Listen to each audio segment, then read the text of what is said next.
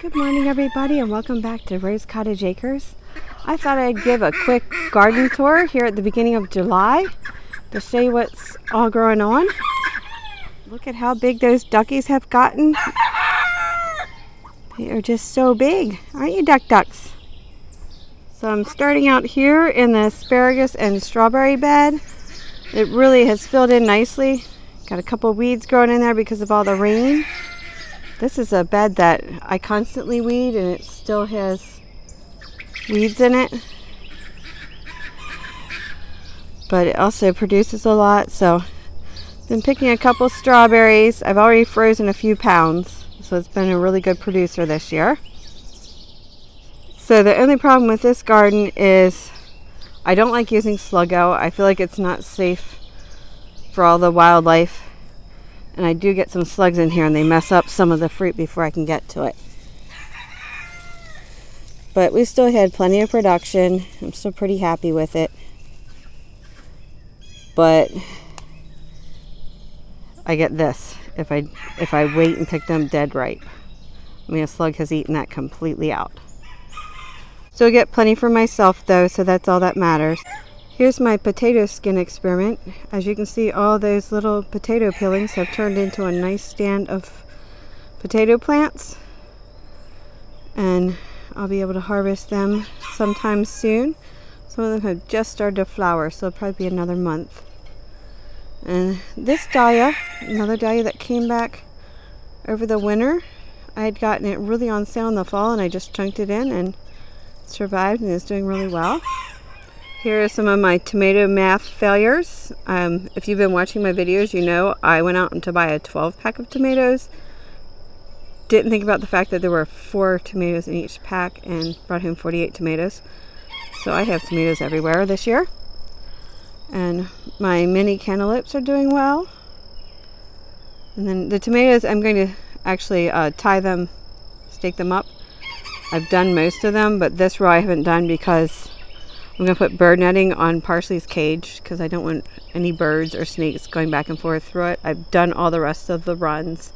This has it on the top, but not the sides yet. Hey, Remy. How you doing, bud? Remy has a mad tale of passion. He is in love with Penny. The two of them are completely inseparable. And he goes and sits with her when she lays her eggs and stuff. When he first met her, he was horrified because she's like twice his size, and he ran away from her, but she was just love at first sight and wore him down, and now they're devoted to each other. You think about getting down there and having a snack, Penny? So here I have another row of the tomatoes, and this is a tale of what happens when you're in too much of a hurry. I had put in cucumber seeds. They didn't sprout, and when I was looking for space for the tomatoes, I was like, well, I'll just put them in here. And then the cucumbers sprouted, and now I'm growing 2 crops that really don't necessarily go together well with each other. And then some of my beans from last year have come up too, so this garden is going to be interesting. What do you want, baby ducks? And then here are the rest of the tomatoes. Well, not the rest of them, but most of the rest of the tomatoes. I've got them in 2 other spots as well. So here is the giving garden and the ducks. So because of the ducks, I did have to put a fence across. It's just a very low one across the front of it. And the duckies just love this clover. They can spend all day back here.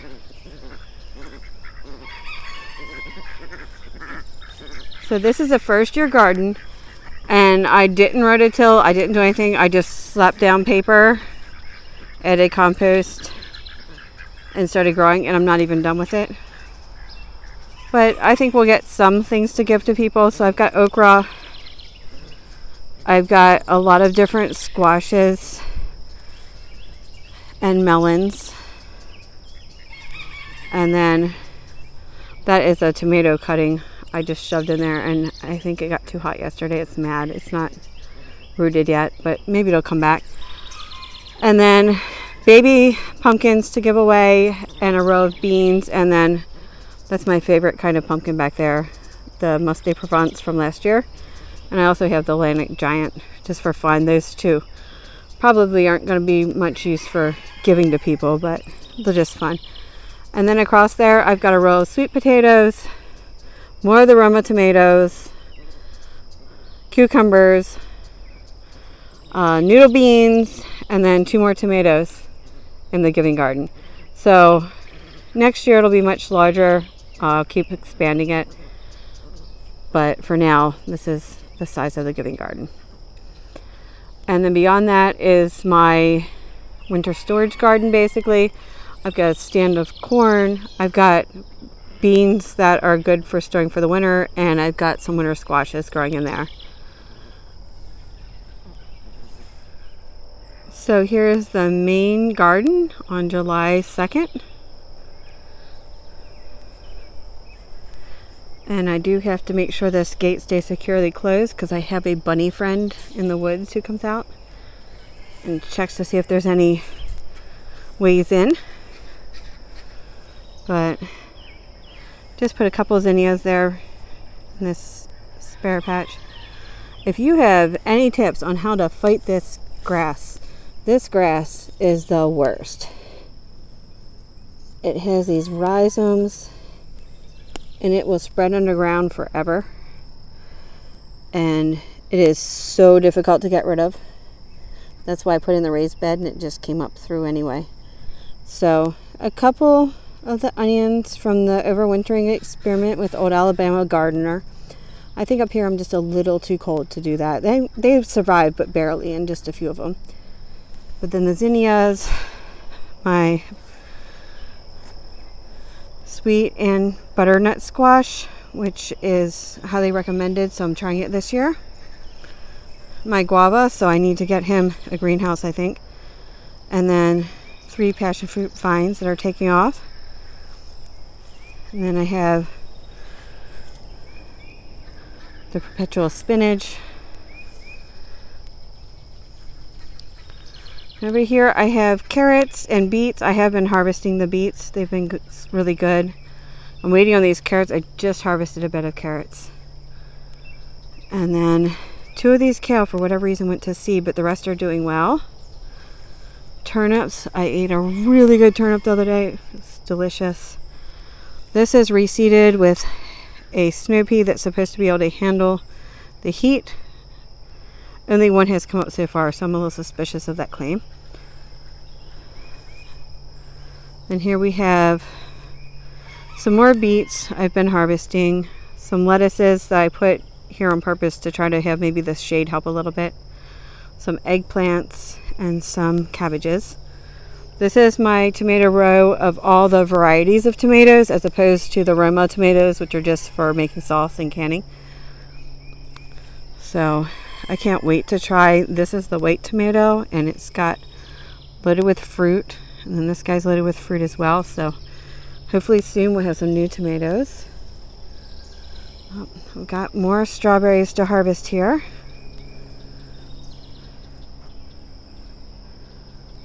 Oh, my experiment with the planting in the compost, it just got too hot. So the 2 squash basically cooked, but the potatoes are still happy there. They seeded themselves. Let's see. Okra, getting ready to take off. Basil, and I did seed some more basil, so hopefully I'll get a little bit more than just these 2 plants. But yeah, you can see the okra just starting to flower. Got a lot of purslane growing here. This compost that I put here and a couple other places is a reason I have a huge problem with weeds in some spots. The company said they weren't even going to sell it again. They had so many complaints. But purslane isn't the worst thing to have in your garden, right? It's good for you. Boysenberries and raspberry, boysenberries and blackberries. I don't know what that was. I was trying to say raspberries and boysenberries again or something. But boysenberries and blackberries, I've had a really great crop and they're still giving. Leeks and onions are all doing pretty well. Actually, the onions are getting close to harvest time. You see they're really bobbing up nice here.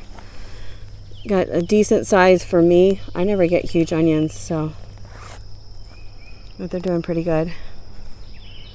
And then here I put in some squash. They're just coming up. So it's good with squash, especially if you live in a place like this where we have a lot of squash bugs, to keep sowing in succession.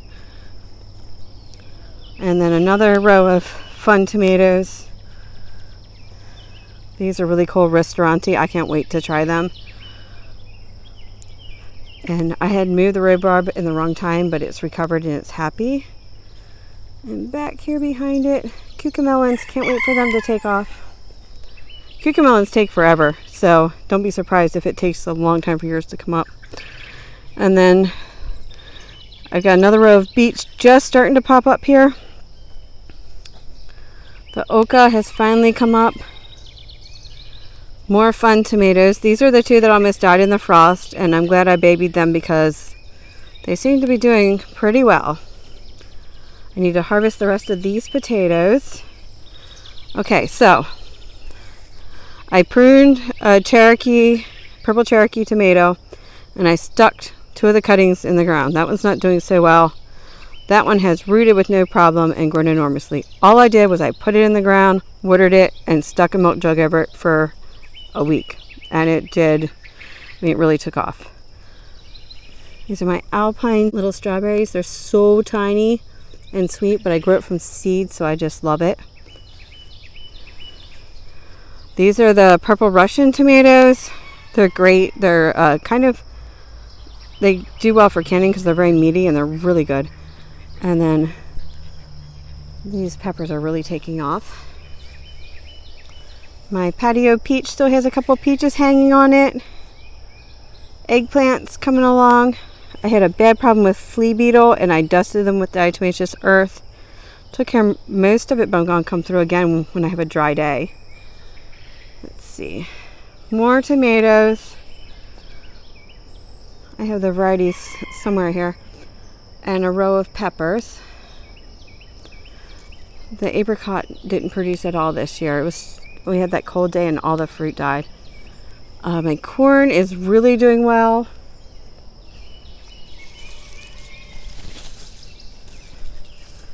And this guy, he had a little damage from the frost, but he's taken off and coming back really nice. So definitely you want to think about protecting for frost damage. It's worth it because you can really save a plant. Oh, and that's the purple Cherokee I took the cuttings from. Chard and kale and cabbage. Eucalyptus is supposed to prevent mosquitoes, but I am here to tell you I look like someone had target practice with me, so it's not worked so far. New parsley from seed, and then this is the apple tree I grew from seed. And one of the things you can see is I don't have any other apple trees with this problem. Look at that powdery mildew. It's not disease resistant at all, but it was fun. So I've got pole beans. I've got a lettuce going to seed, so I can collect some seed from that. And then more pole beans, just starting to take off. I'll have to pick them. In my squash corner, we've gotten a lot of squash out of that. And then my row, my cutting garden row is there as well. This was the squash on the hugel mound. It's doing okay, but I don't expect a lot of production. And then I don't know if I mentioned, it's been a terrible year for sweet potatoes here. So they're finally taking off, but for whatever reason, the middle row is almost dead. And I had it weighted down so it shouldn't have blown around or anything. It just didn't take. Well, we need to harvest some of that squash there for sure today. Oh my goodness, there's a lot of squash to harvest.